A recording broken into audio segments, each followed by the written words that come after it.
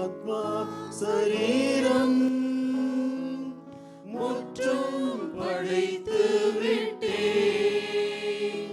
என்னை ஏற்றுக்கொள்ளும் ஐயனே. பாவம் அறியாது பாவமே செய்யாது பாரினில் ஜீவித்தீரே. பரிசுத்தர் உம்மை போல் ஜீவிக்கவே பலமதை தாரும் ஐயா.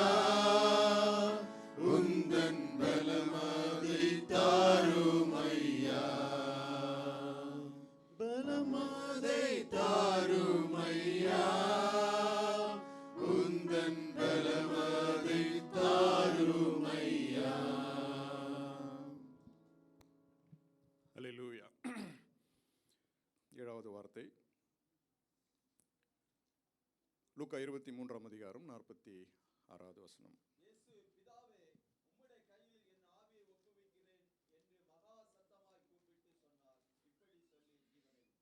ஆமென்.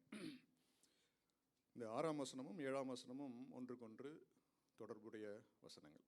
6ஆம் வசனத்தில் ஆவியை ஒப்பு கொடுத்தார். 7ஆம் வசனத்தில் பிதாவே உம்முடைய கைகளில் என் ஆவியை ஒப்புவிக்கிறேன் அப்படின்னு சொல்லி கடைசியாக ஆண்டவர் சொல்லி முடிக்கிறார். அப்போது பிதா குமாரனாகிய ஆண்டவருடைய இயேசு கிறிஸ்துவினிடத்தில் ஒப்படைத்த அந்த பணி, அந்த மீட்பின் பணியை ஆண்டவர் செய்து முடித்த பிறகு ஆண்டவரிடத்தில் கணக்கு ஒப்புவிக்கிறார். இதோ நீர் என்னை அனுப்பின அந்த காரியத்தை நான் செய்து முடித்தேன் என்று சொல்லி உரத்த சத்தமாய் பலத்த சத்தத்தோடு கூட ஆண்டவர் ஒரு ஒரு வெற்றியின் ஒரு சத்தமாக அதை ஆண்டவர் செய்து முடித்தார் அப்படின்னு சொல்லி பார்க்கணும். அப்போது ஆண்டவரிடத்தில் இந்த பொறுப்பு எப்பொழுது கொடுக்கப்பட்டது அப்படின்னு சொல்லி நாம் பார்க்கும்பொழுது ஏதேன் தோட்டத்தில் ஆதாம் பாவத்தில் விழுந்த பொழுது நம்ம ஏற்கனவே தியானித்தோம். அப்போது தேவன் ஒரு மிருகத்தை அடித்து அந்த பாவத்தை ஆண்டவர் ஒரு தற்காலிகமாக ஆண்டவர் அங்கே மூடினார் அப்படின்னு சொல்லி நாம் பார்க்குறோம். அப்போது அங்கே அந்த சிந்தப்பட்ட அன்றைக்கு சிந்தப்பட்ட ஏதேன் தோட்டத்தில் சிந்தப்பட்ட அந்த ரத்தம் தற்காலிகமாக மனுஷனுடைய பாவத்தை அது மூடினது என்று சொல்லி நாம் பார்க்குறோம். அப்போ அந்த நாளிலே தான் ஆதாம் பாவத்தில் விழுந்த அந்த நாளிலே தான் குமாரனாகிய கிறிஸ்துவனிடத்தில் இந்த உலகத்தினுடைய மீட்பின் பணி ஒப்பு கொடுக்கப்பட்டது அப்படின்னு சொல்லி நாம் பார்க்குறோம். ஆதியாகமம் 3:15 நாம் வாசித்தபடி ஸ்திரீயினுடைய வித்து அவர் உன் தலையை நசுக்குவான். ஸ்திரீயினுடைய வித்து அவர் உன் தலையை நசுக்குவான். அப்போது ஆண்டவராக இயேசு கிறிஸ்து சிலுவையிலே செய்து முடித்ததை சத்துருனுடைய கிரியைகளை அவர் அழிக்கும்படியாக சத்துருவை சிலுவையின் மேலே அவர் ஜெயித்து அவர் வெற்றி சிறந்தார் என்று சொல்லி நாம் வாசிக்கிறோம். இப்போ இந்த வசனத்தினுடைய முந்தின வசனத்தை வாசிப்போம். லூக்கா 23:45 வசனத்தில் சூரியன் இருள் அடைந்தது, தேவாலயத்தின் திரைச்சீலை நடுவில் இரண்டாக கிழிந்தது. ஆமென். அப்போது கடைசியாக இந்த கர்த்தர் பிதா எனக்கு கொடுத்த அந்த மீட்பின் பணி முடிந்து விட்டது, எல்லாம் முடிந்து விட்டது, இனிமேல் என்னுடைய ஆவியை நான் ஒப்பு கொடுப்பேன் அப்படின்றதுக்கு எல்லாம் முடிஞ்சிச்சுன்றதுக்கான 2 அடையாளங்கள் தான் இந்த 45ஆம் வசனத்தில் வாசிக்கிறோம். முதலாவது, சூரியன் இருள் அடைந்தது, தேவாலயத்தின் திரைச்சீலை இரண்டாக கிழிந்தது. அப்போது அந்த மத்தியான வேளையில் சூரியன் இருள் அடைந்தது அப்படின்னு சொல்லி நான் வாசிக்கிறோம். வேத ஆராய்ச்சியாளர்கள்லாம் சொல்லி அந்த காலகட்டத்திலே ஒரு பெரிய ஒரு எக்லிப்ஸ் நடந்தது, ஒரு சோலார் எக்லிப்ஸ் நடந்தது என்று சொல்லி வேத ஆராய்ச்சியாளர்கள் அந்த நாட்களிலே அந்த அக்கௌண்டெல்லாம் எழுதி வைத்திருக்கிறார்கள். ஏனென்றால் இந்த பஸ்கா பண்டிகை ஃபுல் மூன் டே அன்னைக்கு தான் இந்த பஸ்கா பண்டிகை ஆசரிக்கப்படும். அந்த நாளில் தான் ஆண்டவர் சிலுவையில் அறையப்பட்டார். அப்போது ஒரு ஃபுல் மூன் டே அன்னைக்கு ஒரு சோலார் எக்லிப்ஸ் நடக்கிறது சயின்டிஃபிக்கலி அது நடக்காது. ஆனால் அன்றைக்கு சூரியன் இருள் அடைந்தது என்று சொல்லி வேதம் தெளிவாக சொல்லுகிறது. அப்போது இது the creations agony by seeing the creators agony. தம்மை சிருஷ்டித்தவருடைய வேதனையை கண்டு சூரியன் அங்கே இருளடைந்தது, கண்களை மூடிக்கொண்டது என்று சொல்லி நாம் இங்கே வாசிக்கிறோம்.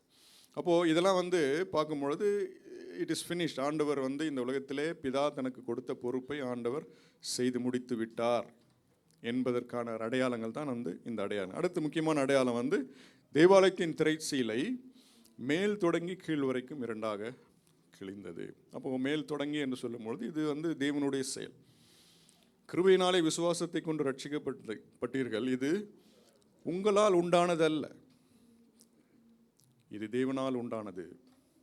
அப்போது இந்த தேவாலயத்தின் திரைச்சீலை இரண்டாக கிழிந்ததுனால நம்ம எல்லாரும் தைரியமாய் கிருபாசன தண்டையிலே சேரும் பெரிய ஒரு ஸ்லாக்கியத்தை ஆண்டவர் உண்டு பண்ணினார். ஆண்டவர் இந்த உலகத்துக்கு அனுப்பப்பட்ட தன்னுடைய மீட்பின் பணியை ஆண்டவர் செய்து முடித்தார் என்று சொல்லி நாம் இங்கே பார்க்கணும். அப்போது அந்த மனுக்குலம் முழுவதற்கும் வந்து ஒரு மீட்பு உண்டாக்கப்பட்டு விட்டது என்பதன் அடையாளம் தான் வந்து தேவாலயத்தின் திரைச்சீலை இரண்டாக கிழிந்தது என்று சொல்லி நாம் வாசிக்கிறோம். அப்போது ஆண்டவர் வந்து மகா சத்தமாய் கூப்பிட்டு தன் ஆவியை விட்டார் அப்படின்னு சொல்லி நாம் இங்கே பார்க்கிறோம். இப்போது 6ஆம் வசனத்திலும் வந்து நாம் இதை வாசிக்கிறோம். 6ஆம் வசனத்திலும் ஆண்டவர் வந்து முடிந்தது என்று சொல்லி தன் ஆவியை விட்டார் அப்படின்னு சொல்லி நாம் பார்க்குறோம். அப்போது ஆவியை விடுவதற்கு முன்பாக ஆண்டவர் தனக்கு ஒப்புவிக்கப்பட்ட எல்லா பொறுப்பையும் ஆண்டவர் செய்து முடித்து விட்டார். இந்த சத்தம் வந்து ஒரு வெற்றியினுடைய ஒரு சத்தம், ஒரு தோல்வியினுடைய ஒரு சத்தம் அல்ல. இது வந்து the voice of accomplishment, the voice of triumph என்று சொல்லி நாம் வந்து நாங்கள் பார்க்குறோம். ஒரு அத்தாரிட்டேட்டோட சொல்லப்பட்ட ஒரு அதிகாரத்தோடு சொல்லப்பட்ட ஒரு வார்த்தை அப்படின்னு சொல்லி நாம் பார்க்குறோம். அப்போது தேவன் வந்து இந்த முந்தின ஆதாமை சிருஷ்டிக்கையில் ஆண்டவர் வந்து மண்ணினாலே ஒரு உருவத்தை செய்து அவர் தன்னுடைய ஆவியை அவனுக்குள்ளாக செலுத்தினார். ஹி பிரீத்ட் இன் அப்படின்னு சொல்லி நாம் பார்க்கணும். ஆதாமுக்குள்ளாக காட் பிரீத்ட் இன் இஸ் ஸ்பிரிட். அப்போ பிந்தின ஆதாமாகிய ஆண்டவராக இயேசு கிறிஸ்து தனக்கு கொடுக்கப்பட்ட அந்த பணியை முடித்த பிறகு he breathe out his spirit அப்படின்னு சொல்லி பார்க்கணும். தனக்கு கொடுக்கப்பட்ட பணியை முடித்ததுனால கடைசியாக ஆண்டவர் வந்து தன்னுடைய ஆவியை பிதாவினிடத்தில் ஒப்பு கொடுத்தார் அப்படின்னு சொல்லி நாம் இங்கே பார்க்கிறோம். அப்போ வந்து ஆண்டவர் வந்து ஃபைனலாக வந்து இஸ் சப்மிட்டிங் த அக்கவுண்ட். இந்த உலகத்தில் வந்து 33 ஆண்டு காலம் when God breathed his spirit, தன் குமாரனுக்கு வந்து ஆவியை அளித்து இந்த உலகத்திற்கு அனுப்பின பொழுது அவருக்கு கொடுக்கப்பட்ட நாட்கள் எவ்வளோ? 33 ஆண்டுகள். அப்போ நம்ம வந்து ஆண்டவர் வந்து கரெக்டாக அந்த நாட்கள் முடிகிற பொழுது he breathed out his spirit saying it is finished, நான் எல்லாவற்றையும் செய்து முடித்து விட்டேன் என்று சொல்லி தன்னுடைய ஆவியை ஒப்புவித்தார், கணக்கு ஒப்புவிக்கிறார் அப்படின்னு சொல்லி பார்க்கணும். இப்போ ஆண்டவர் வந்து நம்மை இந்த உலகத்தில் அனுப்பியிருக்கிற பொழுது நம்ம எல்லாருக்கும் ஒரு நாட்கள் இருக்கிறது இல்லையா? ஆண்டவர் வந்து ஆயுசு நாட்களை மாத்திரமல்ல நமக்கு கொடுக்கல, ஆயுசு நாட்களோடு கூட நமக்கு வந்து ஒரு பெரிய ரெஸ்பான்சிபிலிட்டி இருக்குது, ஒரு பெரிய ஒரு பொறுப்பை நம் கையில் கொடுத்து தான் ஆண்டவர் இந்த உலகத்தில் அனுப்பியிருக்கிறார். ஆண்டவராக இயேசு கிறிஸ்து இந்த உலகத்தில் அவர் செய்து முடித்த அந்த மீட்பை, அந்த ரட்சிப்பை, ஆண்டவர் ஏற்கனவே அந்த ரட்சிப்பை இந்த உலகத்திற்கு உண்டாக்கி விட்டார். இப்போ நம்முடைய பொறுப்பு என்ன அப்படின்னா இந்த மீட்பின் செய்தியை உலகம் முழுவதும் கொண்டு போய் செல்ல வேண்டும். இந்த நற்செய்தியை வந்து உலகம் முழுவதும் கொண்டு செல்ல வேண்டும் என்பதுதான் ஆண்டவர் நம்மிடத்திலே கொடுக்கப்பட்டிருக்கிற பொறுப்பு.